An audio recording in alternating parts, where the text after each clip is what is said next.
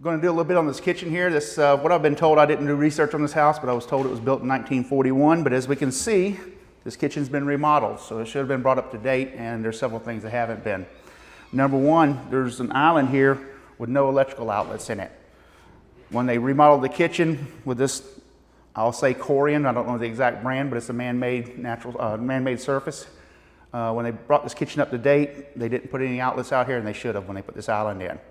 Should have an outlet for every 2 square foot of countertop space you have.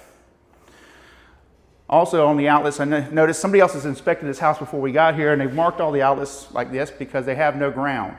This old 1941 house didn't have grounds anywhere. Matter of fact, these are all still cloth wired 2-wire systems. We've checked it with our trusty electrical tester and our plain old push button tester both, and I've opened it up and looked and verified there's no grounds. Another thing they probably should have brought up to date when they remodeled the kitchen. I go through on the kitchen and I open and close every door on the cabinets, and I give them a little shake. Check the hinges for loose and tight. All drawers, you don't just pull them out a little bit and try to pull them out all the way, but be careful and slow because I've had them come all the way out on me. Check them, do a little jiggle, close them. Since we started doing a lot of 4-points in Florida, every time I open a sink cabinet, I go ahead and get 2 pictures of the drain piping and all, because inevitably you're going to get the call in 2 weeks. Would you write me a 4-point? So I always try to get all the photos I need for that. I always put the stopper in the sink after I've looked underneath to make sure the plumbing's hooked up. Put a stopper in the sink and fill it about 3/4 of the way with water. First I start with the hot to make sure the hot comes on. I'll wait till the hot comes on to prove the hot's on the correct side. Check for leaks, move this around, check for leaks. And then I'll turn the cold on. Make sure the cold comes on by itself and it's cold. Once again, check for leaks. Fill the sink about halfway, pull it out. If they have a disposal while it's draining, I'll pull the disposal, turn it on, make sure it's running, spinning free, nice and quiet, no trash in it, no bent blades, corroded blades, stuff like that. We check caulking here on the splash. It's pretty good, but above the splash right here on top, we have some moisture damage on the plaster. We make sure we note that. That's really not part of the kitchen inspection, but it's part of the home inspection. We come through and I start looking at appliances. Open the dishwasher, give it a shake test, make sure it's mounted to the cabinet properly. Pull the racks out and look at them real close. These are starting to rust. The vinyl's gone and they're rusting on the racks. When I write these up, I always write them up as the racks are so expensive to replace, you're better off to replace the whole appliance. Especially when this one here is rusted all the way through. The wheel's bent here. Take pictures of all this and I note it. I've gotten a habit of taking a picture of all appliance labels. Gets you your dates. I don't always do the dates on site. A lot of times I will go home and look the dates up if I don't know them off the top of my head. But if somebody asks, you got the handy dandy app right here on your phone, just say GE, date codes, and boom, you've got it. It'll tell you. I shut the dishwasher and I'll run it. After it gets running, I'll come over and I'll pull the handle up and make sure it shuts off. But don't open the door because it's going to spray everywhere if it doesn't shut off. But just make sure it shuts off and then restart it again.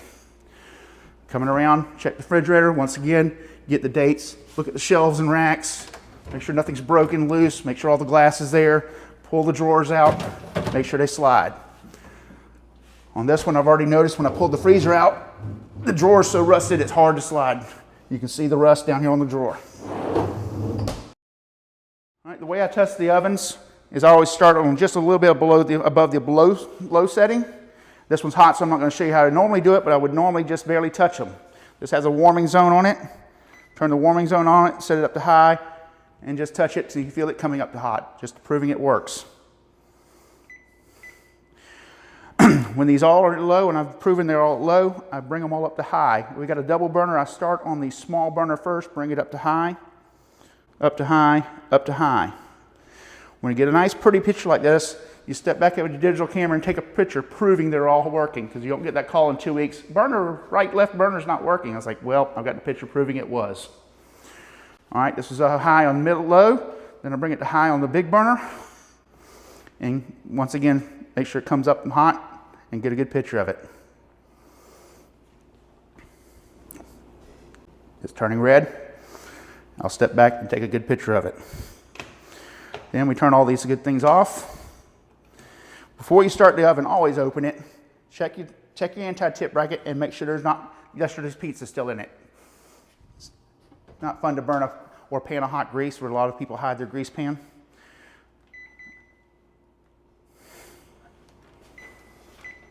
I'll start baking. I usually start about 300 degrees and I'll wait till it comes up to 300. It's already at 300 because we've already run this one, tested it. Then I'll take my oven thermometer and stick it in there for a second, shut the door, open it up and see if it's correct. They're usually pretty hard. Rarely do I find one that's far off. Once we've tested that, we'll do the same thing on broil. Start, and on broil, I don't usually test it for heat. It's about 500 or so degrees. If it's there, that's good. If you want to test it, you can. But I do take a picture of the burner to make sure it's red. I'll wait till the burner gets red and take a good picture of it.